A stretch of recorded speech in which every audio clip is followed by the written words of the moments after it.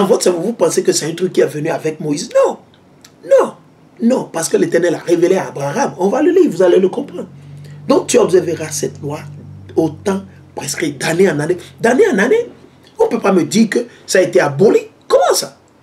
Ça a été aboli. Donc c'est seulement 10 commandements. Et même parmi ces 10 commandements, vous n'observez même pas les 10 commandements. Vous faites la convoitise 24 heures sur 24.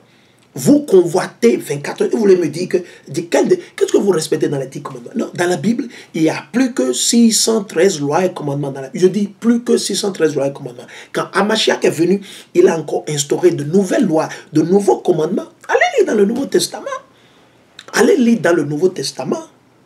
Allez lire dans le Nouveau Testament. Ok. Hamashiach a dit, si vous haïssez, vous détestez votre frère, sans cause, sans qu'il ne vous ait rien fait, le frère ne vous a rien fait, il ne vous a absolument rien fait, il ne vous a pas offensé, vous le détestez parce que le frère a plus d'argent que vous, il vit bien parce qu'il a une bonne maison, une bonne femme, vous le détestez. L'Éternel dit, vous avez déjà commis quoi? Le meurtre, vous avez déjà tué. Vous avez déjà tué. Il faut comprendre, c'est une nouvelle, c'était pas comme ça. Ce n'était pas comme ça autant avant que Hamashiach ne vienne. Ok? Donc il faut comprendre. On veut que tout le monde comprenne. Alors on va partir dans Exode. Exode le chapitre 1. Tout ça là, l'Éternel a déjà prévu tout ça là. On va constater pourquoi on célèbre la Pâque. Pourquoi on doit célébrer la Pâque. Allons. Dans Exode le chapitre 1. Ok? On va l'expliquer. Nous on fait le maxi, le meilleur qu'on peut pour que tout le monde puisse comprendre. Ok? Je vais commencer avec Exode 1. Je vais lire le verset 1 et je vais sauter vers le verset 6. Exode le chapitre 1. Ok? Exode le chapitre 1 et le verset 1. Voici les noms des Israélites qui entrèrent en Égypte avec Jacob. Ils y vinrent chacun avec sa famille. Bon, je ne vais pas vous le citer, vous pouvez le lire. Je vais aller vers le verset 6. Exode 1, 6. Ok, puis Joseph mourut. Puis Joseph mourut, ainsi que tous ses frères et toute cette génération. Puis Joseph mourut, ainsi que tous ses frères et toute cette génération. Les Israélites furent féconds. Les Israélites furent féconds. Les Israélites, nous étions féconds. Et se multiplièrent. Ils ne faisaient pas l'avortement. Ils ne tuaient pas les bébés. Ils n'utilisaient pas les condoms. Rien de tout ça. On va continuer. Ils devinrent de plus en plus nombreux et puissants au point que le pays en fut rempli. Égypte était remplie de nos aïeux. Il faut comprendre. Ok? Rempli, il faisait les enfants en grand nombre. L'Éternel a dit quoi? Sois fructueux et multipliez-vous. C'est ce que l'Éternel a dit. C'est une loi, c'est un commandement. Que beaucoup d'entre vous, vous êtes là, vous faites les avortements. Le gouvernement vous dit d'aller tuer les enfants, vous tuez les enfants et tout le monde est d'accord. Personne ne se fâche, ils n'ont pas prié, ils n'ont pas demandé à Dieu d'amener son feu sur le gouvernement qui a dit un truc pareil, sur les députés, sur les hommes qui ont dit un truc pareil qu'il faut aller faire l'infanticide ou l'infanticide ou tuer les enfants. Non, rien. Et au contraire, ils se sont sentis bien vautrés, bien aisés. Ok, on va continuer. Le verset 8. Il dit, un nouveau roi vint au pouvoir en Égypte qui n'avait pas connu Joseph, un nouveau pharaon. Ok. Il dit à son peuple, voici que le peuple des Israélites, voici que les Noirs, les Nègres, les Latinos et les Indiens natifs, ok, est devenu plus nombreux et plus puissant que nous. Il le voit. Il voit spirituellement, physiquement que nous sommes plus nombreux et plus forts que eux. C'est ce que les Blancs voient. Les faux Blancs savent que nous sommes spirituellement forts, nous sommes plus nombreux que eux. Ils le savent que nous sommes forts spirituellement. Raison pour laquelle ils cherchent tout pour nous bricoler, pour nous fracasser, pour nous diminuer, pour nous exterminer. Ils cherchent tout. Mais vous ne voyez pas. Avec l'aide de quelques de ces traites que vous avez, de vos politiciens, les traites là, ceux-là qui sont allés à l'école, qui se jouent les intellectuels, ils pensent qu'ils sont forts, c'est tout. Ils n'aiment pas la vérité, c'est tout. Ils sont là juste là pour se faire voir. Oui, je suis ceci, je suis ministre, oui, j'ai pris l'avion, j'ai fait le Canada, j'ai fait tout ce qu'ils veulent, c'est tout. Rien de bon. Rien, ils veulent juste se vanter. Pas plus ni moins, on va continuer, il dit, allons, prenons de sages mesures pour l'empêcher de s'accroître. Hein? Ils ont dit quoi? Qu'est-ce que les Égyptiens, les anciens Égyptiens, ça vous a les États-Unis, l'Éternel a appelé les États-Unis quoi? L'Égypte spirituelle. Donc tout ce qu'ils faisaient en Égypte, l'ancien Égypte, c'est ça qu'ils font. Je sais ce que les États-Unis sont en train de pousser partout. Quand vous allez, les plannings familiales, qu'est-ce qu'ils font? Ils vont enseigner aux femmes de prendre les pilules, les comprimés pour ne pas tomber enceinte, pour aller faire les avortements. C'est les avortements. C'est un agenda satanique. Et la dame, et ça a commencé depuis le papa de qui? De celui que vous appelez Gates, Bill Gates. Depuis son papa, c'était un philanthropiste. Un philanthropiste, c'est ceux-là qui veulent exterminer, tuer les enfants. Ils veulent tuer les Noirs, les Nègres, les Latinos. C'est leur agenda. Et ça n'a pas changé. Ça ne changera jamais. Je dis, ça ne changera jamais. Jusqu'au jour où Mashiach va revenir. Ce serait comme ça. Donc après sa mort, il a légué ça à une dame, une blanche américaine. Son nom c'est Margaret Sanger. Vous pouvez aller faire ses recherches. Margaret Sanger, c'était quoi? Une philanthropie. Son objectif, c'est d'exterminer et de tuer les Noirs ou les Nègres. Surtout nos frères, nos aïeux qu'on a pris comme esclaves, qu'on a amenés aux États-Unis. C'était l'objectif. On va les exterminer. Et il a utilisé certains de nos pasteurs. On payait des pasteurs derrière pour leur dire, on ne veut pas que le mot aille dehors. On ne veut pas que les Noirs sachent. Les Noirs américains, on ne veut pas qu'ils sachent. On ne veut pas qu'ils savent que c'est notre objectif. Et la liste, mais vous ne comprenez pas. Et il a légué ça, elle a légué ça à qui? À Bill Gates, et ça continue. Bill Gates va léguer ça à ses enfants. C'est les mêmes conneries qui continuent ensemble avec le gouvernement babylonien américain, la France, les États-Unis, l'Union européenne, les Nations Unies. Tous ces programmes qui vous amènent là, c'est pour vous exterminer, vous tuer. Vous ne comprenez pas, vous êtes aveugle. Tout est écrit dans la Bible, mais parce que vous êtes aveugle spirituellement, ça ne vous dit rien. Ça ne vous dit rien. Même si j'explique à longueur de journée, malgré que je vais passer plus de 3 heures, même 4 ou 5 heures à expliquer, certains d'entre vous, ça ne vous dira rien parce que vous ne vous aimez pas, vous n'aimez pas votre peuple et vous n'aimez pas Dieu, vous ne connaissez pas Dieu. Et ce serait déjà trop tard pour certains d'entre vous. Pas plus ni moins. On va continuer. Il dit, allons, prenons de sages mesures pour l'empêcher de s'accroître, pour empêcher nos aïeux, pour nous empêcher de croître, de faire les enfants, de procréer. Sinon, en cas de guerre, il grossirait le nombre de nos adversaires. Il combattrait contre nous pour ensuite sortir du pays. On imposa donc à Israël des chefs de corvée pour lui rendre la vie dure. C'est ce que les Occidentaux font aujourd'hui. Vous avez des patrons, vous avez ceci, lui, il est le général, il est le manager, il est le superviseur, il est le blablabla. Vous avez tellement... Ils ont pris ça, les anciens Égyptiens.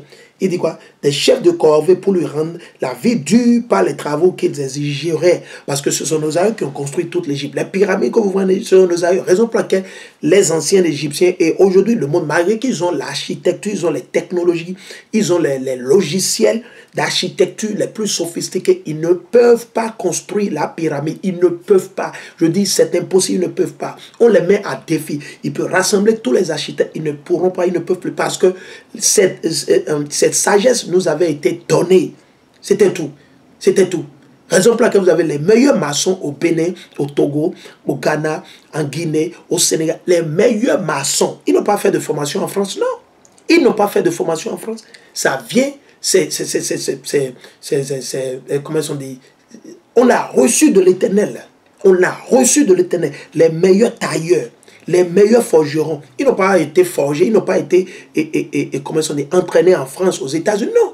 Ils ont été travaillés par quoi? L'Éternel, l'Esprit Saint. C'est l'Éternel qui nous a enseigné. Les Blancs n'étaient pas encore sur la scène quand Moïse quand Abraham et nos aïeux vivaient. Non, les Blancs n'étaient pas encore sur la terre. Ils n'étaient pas encore nés. Jusqu'en Genèse 25, il n'y avait pas encore de faux Blancs sur la terre. Donc il faut comprendre. Vous qui les glorifiez, vous les oh, les Blancs sont intelligents, ah, ils sont ceci, blablabla. Vous n'êtes que des idolâtres. Vous ne faites que adorer les hommes. C'est tout ce que vous faites. Vous ne rendez jamais gloire à l'Éternel. Oh, ils sont ceci, ah, la France, ah, les États-Unis, ah. On va continuer. Il dit, c'est ainsi qu'ils bâtit pour Pharaon, ils ont bâti pour qui? Pour le roi, comme nos aïeux ont construit les États-Unis et le Canada. Qui a construit les États-Unis et le Canada? Ce sont les esclaves, nos aïeux noirs ou nègres qu'on a pris comme esclaves, de l'Europe, de l'Afrique, de l'Amérique du Centre, de l'Amérique du Nord et la liste continue. Les Indiens natifs, c'est eux qui ont bâti, qui ont construit les États-Unis, le Canada et la liste continue. C'est eux, ce sont eux. On va continuer. Il dit qu'il bâtit pour Pharaon les villes entrepôts de Pithom et de Ramsès. Mais plus on lui rendait la vie dure, plus il croissait en nombre et surabondait. C'est ce que beaucoup de vos blancs, de vos faux blancs, ils ne comprennent pas. Le plus il nous afflige, le plus il nous attaque, on se multiplie. L'Éternel nous donne encore plus de sagesse. Le plus ils nous font du mal, l'Éternel, il nous révèle encore plus. Ok? Ce qui fait redouter les Israélites. Donc, ce qui fait redouter les Israélites. Donc, du coup, ils ont commencé par avoir peur, les Égyptiens. Et c'est ce qui va se passer avec vos faux blancs. Vos Arabes, ça arrive pour eux. Les Égyptiens contraignirent les Israélites au travail et leur rendit la vie amère. Raison pour laquelle on doit célébrer le Pessah avec quoi? Les feuilles amères. Le vernonia, les feuilles amères. Ou si vous avez d'autres feuilles amères que vous préférez, vous les utilisez, vous ne voulez pas utiliser le vernonia, le problème ne se pose pas, ça n'engage que vous. Mais on doit célébrer le Pessah, on doit manger la Pâque, ok, l'agneau de 1 an, ok, le mouton de 1 an, sans tache, ni faute, ni défaut. On doit le faire rôtir au feu et le manger avec quoi? Les azimes, les pains sans levain et les feuilles amères, avec le ceinture à la hanche, nos staffs dans la main, les chaussures aux pieds, et ainsi de suite. Vous le savez, ok? Il dit, la vie amère, pas de durs travaux, pas de durs travaux. Jusqu'aujourd'hui, même chose. Préparation de l'argile, moulage des briques, vous avez vu? Moulage des briques, ok? Divers travaux des champs, les vrais travailleurs du champ, toujours quand ils sont en Afrique de l'Ouest, toutes sortes de travaux auxquels il les contraignait, il forçait nos aïeux, il les contraignait. On va continuer. Le roi d'Égypte dit aux accoucheuses, donc les sages-femmes, ou ce sont vos infirmières ou quoi, je ne sais pas comment vous les appelez aujourd'hui, sages-femmes et infirmières, ok, aux accoucheuses des femmes des Hébreux, dont l'une s'appelait Shifra et l'autre Pua. Quand vous accoucherez les femmes des Hébreux, quand ils vont accoucher nos femmes, écoutez bien, regardez les 2 pierres, ok. Si c'est un fils, faites-le mourir. Quand c'est un homme, il faut le tuer. Parce qu'il sait que c'est l'homme qui est le chef du foyer, de la maison. Et c'est l'homme qui rend sa maison droit et qui gouverne sur sa maison. Ok? Il dit, faites-le mourir, on doit le tuer. Et c'est le même agenda que vous voyez aux États-Unis, en France, en Angleterre. C'est le même objectif. Mais nos frères ne comprennent. Il dit, faites-le mourir. Si c'est une fille, laissez-la vivre. Donc c'est une femme, parce que là, ils pourront coucher avec, ils pourront la prendre comme femme, n'est-ce pas? Mais les hommes, on doit les tuer. Il faut suivre. Il n'y a rien de nouveau sous le soleil. Ça s'est passé au temps des anciens Égyptiens, ça se passe aujourd'hui. Mais les accoucheuses craignirent Dieu. Ils avaient la crainte de Dieu. C'est ce que beaucoup de nos frères et sœurs veulent que vous compreniez. Vous travaillez pour le gouvernement vous dit, ouais, qu'il faut faire ceci, il faut faire ceci à tel moment. Non, il ne faut pas le faire parce que vous n'êtes pas des enfants. Ouais, vous savez réfléchir. Ces 2 femmes, ces 2 accoucheuses aux sages-femmes, ou comment on va les appeler aujourd'hui, mais elles avaient la crainte de Dieu, elles avaient la peur. Ils avaient la crainte de Dieu. Donc, ils n'ont pas obéi à ce que le roi a dit. Aujourd'hui, quand le président dit n'importe quoi, vous le faites simplement. Vous le faites, vous ne réfléchissez pas. Vous ne savez même pas si c'est si ça va contre Dieu.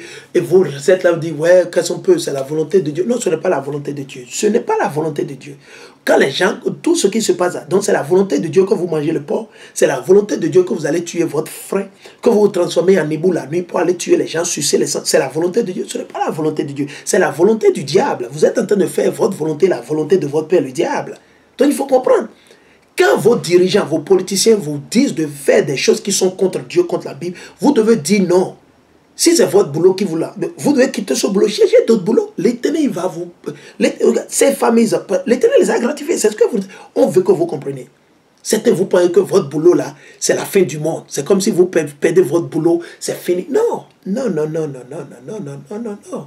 L'Éternel, il voit tout. Si vous aimez Dieu et que vous vivez selon ses lois et ses commandements, même si vous souffrez, comme on souffre, comme nous souffrons, comme beaucoup de nos frères souffrent, qui sont dans la vérité, c'est pour une période. C'est pour une période. Après, vous allez recevoir la couronne.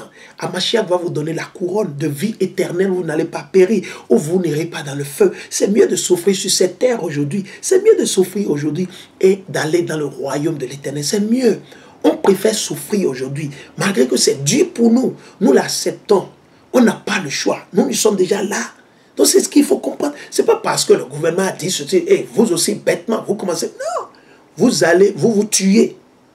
Vous tuez. Il dit, mais les accoucheuses craignirent Dieu. Elles ne firent pas ce que leur avait dit le roi d'Égypte. Vous comprenez, le roi d'Égypte est plus fort que vos présidents au Togo, au Bénin, au Nigeria, aux États-Unis. Le roi d'Égypte, il était puissant. Il était plus puissant que Joe Biden. Ils étaient plus puissants que qui? George Bush, Obama et la liste continue. Plus puissants. Et laissaient vivre les garçons. Ils n'ont pas tué les garçons. Ils ont laissé vivre nos aïeuls, les garçons qui naissaient. Parce qu'elles avaient la crainte de Dieu. Elles n'ont pas regardé leur boulot. Oh, je dois donner à manger à mes enfants. Après tout, ce n'est pas moi qui ai pris la décision. Non. Toi qui le fais, tu es en train, parce que tu es en train de te condamner, tu es en train de supporter. Quand vous allez dans le livre de Romains, le premier chapitre, les deux derniers versets de Romains, de la lettre de Paul aux Juifs qui vivaient à Rome, les deux derniers versets, allez le lire. L'Éternel dit, même si ça ne vient pas de vous, si vous les supportez, vous serez aussi mis à mort, vous serez détruits. Il faut comprendre, c'est dans Romains. Pas seulement ceux qui le font, mais ceux qui ont du plaisir. Vous avez du plaisir. Ok, on va continuer. Il dit, le roi d'Égypte les appela et leur dit, pourquoi avez-vous agi de la sorte et laissé vivre les garçons?